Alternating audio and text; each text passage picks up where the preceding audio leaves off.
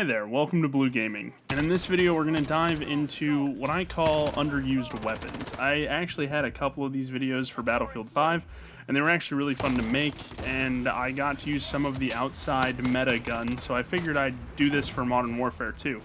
Now, of course, with these videos, there may be Captain Dedicated out there who's sunk 100 hours of playtime into a gun, but for the most part, these guns are pretty outcasted, or I see them, or the community sees them very rarely, so they've obviously made the list. Now, if you are Captain Dedicated to any of these guns I use for this series, that's awesome. Keep it up. I love seeing non-meta guns on the battlefield.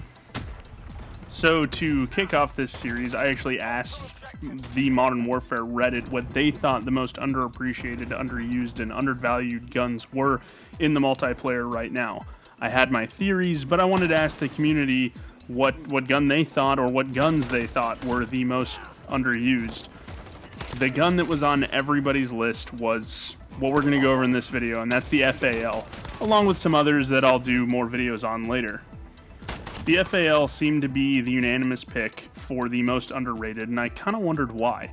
Now, a little background on the FAL. The FAL was developed by actually a small Belgian arms manufacturer and designed by a pair of Frenchmen during the post-Cold War, so it's been around quite some time. And it's issued in almost every country besides the US, which decided to use the M14 instead, mainly because of cost. The FAL in the real world actually has two firing modes, a 700 round per minute automatic firing mode and a semi-automatic variant, which is what we see in Modern Warfare. The FAL can actually also be issued as a sniper rifle. The assault rifles in this game are abundant, anywhere from a burst fire FAMAS to the fast firing DPS superheroes like the M4. You've got quite a range of arsenal to pick from. So why is this one semi-automatic and so underused? Balance. It all comes down to weapon balance, and the FAL is semi-auto due to balance of the assault rifles. I don't think of the semi-auto fire mode as a downside. Why? Because the FAL hits like a truck. The FAL is a very niche gun, and that's why it's perfect for this series. Now let's dive into some of the stats of the FAL. For damage, the FAL does 54 damage to the body and a whopping 72 to the head. See? It hits like a truck. The mag size is pretty decent. It starts out at 20 rounds, which you can get multi-kills with this, no problem, and it can be upgraded amongst other attachments. The rate of fire is actually pretty slow. It is the slowest of the assault rifles at 470 rounds per minute. The ADS speed is slow, but it is not the slowest, and I use this to the advantage. The recoil is pretty high. It can get better with time used as well as some attachments. The damage per second, 332 to the chest. The only higher damage per second, that's an oddly specific number, the only higher DPS is the M4 with specialized SOCOM rounds. So obviously you can tell that the FAL definitely hits very, very hard. So the stats are fairly solid.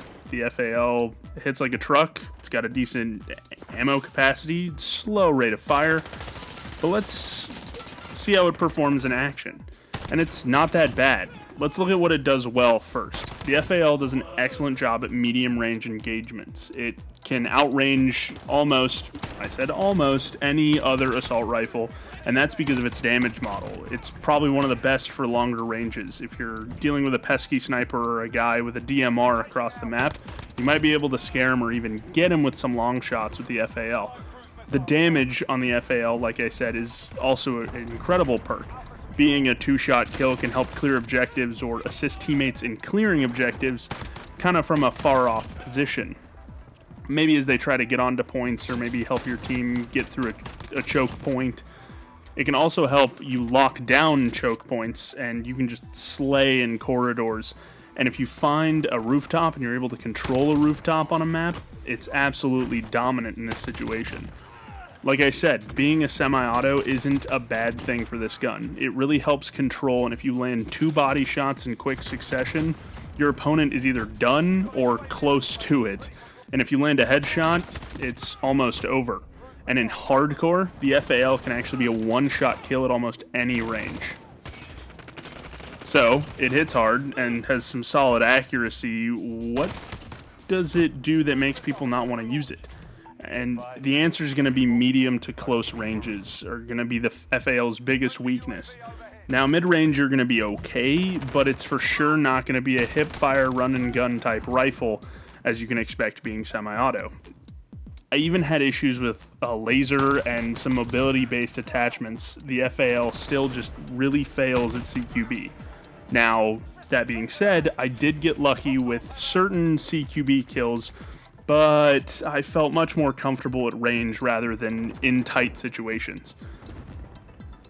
While using the FAL, I actually grew to really enjoy it. It grew on me, I should say. I had to change my playstyle up a little bit at first, but once you get the hang of the semi-auto and learn to control it, learn to land body shots, learn where to be, or maybe where the enemy's going to be, the FAL becomes very, very viable. I'd recommend this to someone who may want to change a pace or, yeah, maybe want a bit of a challenge. The FAL isn't lackluster by any means. It just takes some time to get to know. It can be a huge support in objective game modes if you use it properly. Now, I didn't use the FAL in hardcore, but from what I've read and from what I've seen, it's easily one of the best guns for hardcore game modes. So go out there, use the FNFAL, challenge the meta, and more importantly, have fun with the gun. Thanks so much for watching, I really appreciate it. If you like the FNFAL, let me know in the comments below. Leave a like if you really like the video, and if you really, really like the video, hit the subscribe button. I put out content every week.